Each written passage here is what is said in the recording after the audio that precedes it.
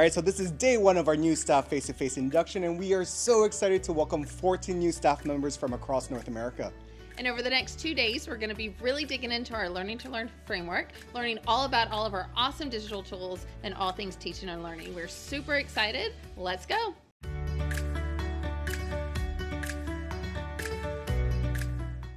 The overall onboarding experience has been excellent, very thorough. I've been part of several different jobs and corporations and things like that, and the training is second to none that I've seen. This has been a really enjoyable experience, especially being a CP. I got to work with the teachers and really see what they do at their level, which is going to help me better them as I work with them, trying to build better lessons and help support them as they grow as educators.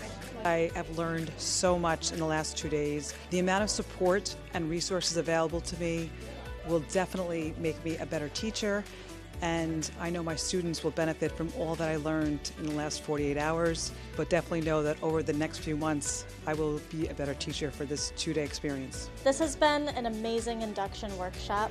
The group of staff we've had here today have been so engaged and working to collaborate together. It's been an amazing experience seeing them work together and teach each other the skills and continue to just be happy to be here at OSG. We are lucky to have a great group of teachers coming in to work at our school.